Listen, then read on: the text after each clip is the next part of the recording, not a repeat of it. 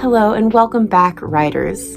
Now, it is no secret that just like you, I am very much a thrill seeker. I've been to parks all over the US, and none are as familiar or as nostalgic to me as Six Flags Over Texas. Now, we know that Six Flags Over Texas is currently making way for a brand new record-breaking dive coaster, but let's not forget about all of the amazing coasters that are currently standing and operating at the park. In today's video, I will be going over every single coaster and ranking them based on my personal experience. This video will only include the coasters, so no flat rides, no dark rides, nothing that could count as something that is not a coaster. So, without further ado, let's get right into it. Coming in at number 13, we have Wile E. Coyote's Grand Canyon Blaster. Now, the only reason I have ranked this coaster at the bottom is because it is in fact a kiddie coaster, and as you can see, I am not a kid. However, when I was a little girl, I adored this ride. I remember always being terrified of it, but after my cousins expressed their desire to ride, I knew I had to tag along. I will say from memory though that this is a great introductory coaster for all junior thrill seekers who are a little too scared to try out the big ones or may not be tall enough to ride yet. Like I said before though, it has been a good 10 years since my last ride, so it's just a little hard for me to rank it. Coming in next at 12 and 11 is the Mine Train rides. Don't get me wrong, these are total classics, but years of continuous wear and neglect have hollowed these rides out to a shell of what they used to be. From the back-breaking chain lifts on Minnie to the horrifying decrepit mannequins that watch you drop on Runaway, these rides need some good TLC.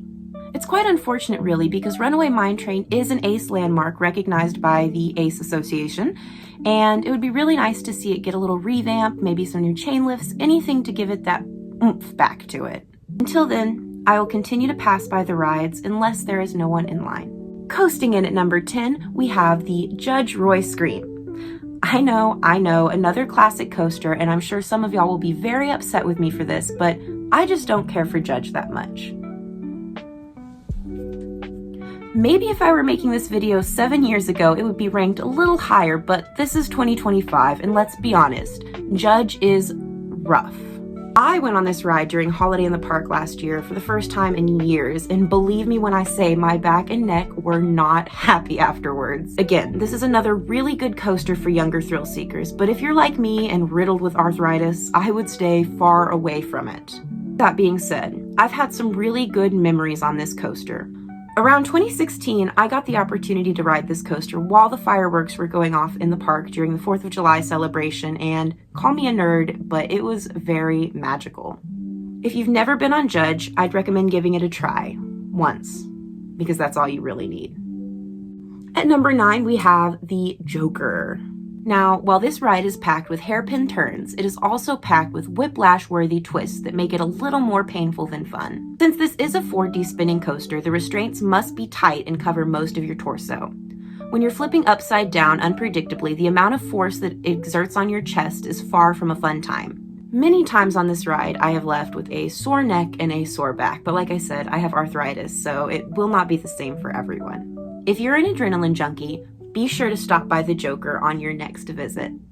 At number 8, we have Shockwave. Now, I have a little bit of a history with Shockwave as it was my first ever looping coaster I rode, and I would be lying if I said I wasn't terrified, but I was.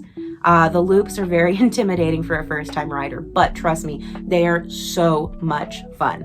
I decided to rank this ride at number 10 because while it is action-packed, it is very old. The supports sway a little more than they should, and the ground it sits on has legally been labeled as swampland. During my first year of employment at the park, there was a rumor that Over Texas refused to remove Shockwave because they wouldn't legally be allowed to rebuild on the ground because of the condition it sits in. Now, this is all just a rumor, and I have no solid sources to confirm or deny, but it does seem very logical.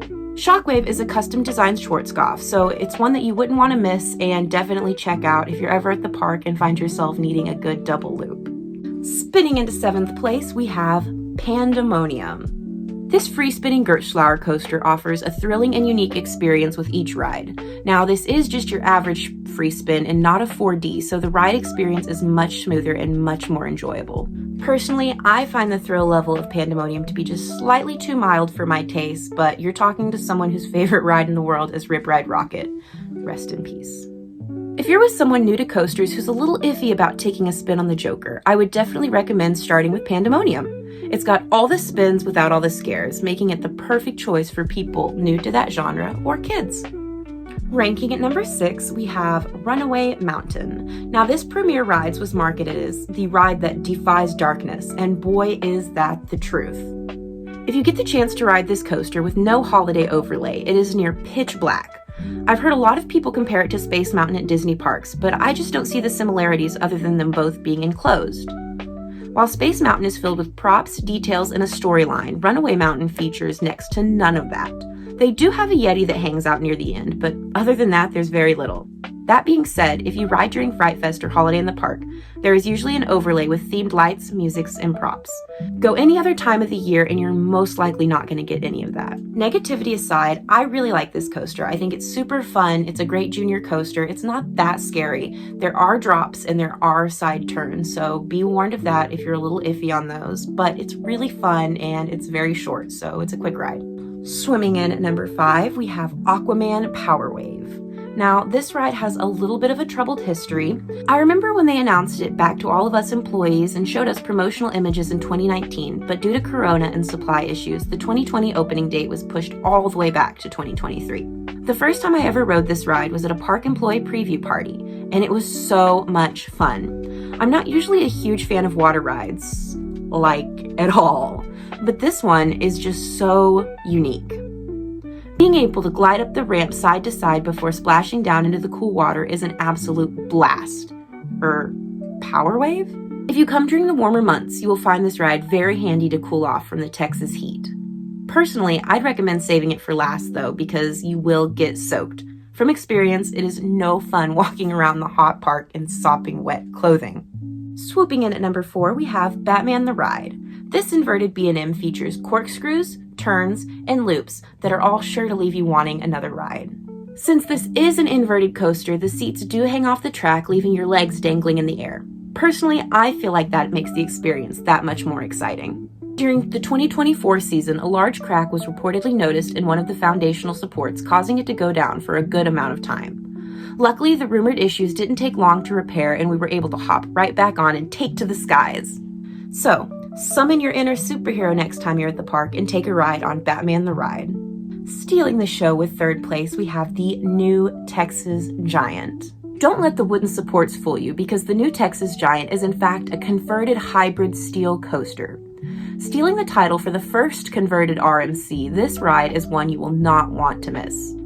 The closest thing I can equate this ride to is Iron Rattler at Six Flags Fiesta Texas, but please note, they are not the same. This is one of those rides you will want to rope drop because the lines do fill up fast. As soon as the ropes drop, make your way to the Texas section of the park so you don't miss your opportunity to experience this wonderful coaster.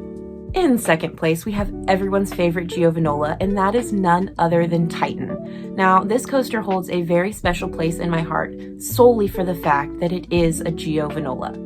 As some of you may know, the manufacturer has long been out of business and only has 3 standing rides left. I cannot express how lucky we are here at Over Texas to experience this little piece of history. Now, since its opening, Titan has been sporting the bright orange and blue, but for the 2025 season, it is getting a total blue and white repaint. How do you feel about this design choice? I've got my own opinions, but I'll save those for later. Let me know in the comments below what you think about these new colors. A fun little fact about me and this ride is it was my first ever large-scale roller coaster. My uncle took me when I was about 10 and told me that if I rode Titan, we could stay all day. Of course, my little Six Flags loving heart was totally up for the challenge. Here we are, 11 years later, and I still ride this ride every single time I go to the park. Because it's tucked so far back, there's like never any lines for it, other than Fright Fest and Holiday in the Park, of course. Everything is packed then. But other than that, it's one of those that you can hit over and over with little to no wait time. And now, for 1st place. Can I get a drum roll, please? 1st place is Mr. Freeze. This coaster is near and dear to my heart and always has been. Personally, I think it has the coolest queue in the whole park, only adding to the immersion you feel when you walk into Gotham City. For a long time though, this ride haunted me. My friends would want to ride, but I was always way too scared. One day though, I was feeling extra brave and hopped on. This was back when it was still known as Reverse Blast, so I was lucky enough to get to experience the ride to its fullest potential. Now, I've been on a few different launch coasters in my day, but none are nearly as thrilling and as exciting as Freeze's. With its inverted top hat and spine-chilling freefall, you're sure to be left wanting another ride. There you have it. That's my ranking of all 13 coasters currently operating at the Six Flags Over Texas park. What did you think about my list? Where did you agree? Where did you disagree? I'd love to hear your opinions and keep the convo going. The future of Over Texas is looking bright, so grab your sunglasses and get ready for amazing opportunities coming in the 2025 season. Be sure to plan your visit on Six Flags Over Texas website, and as always, I will be updating my blog.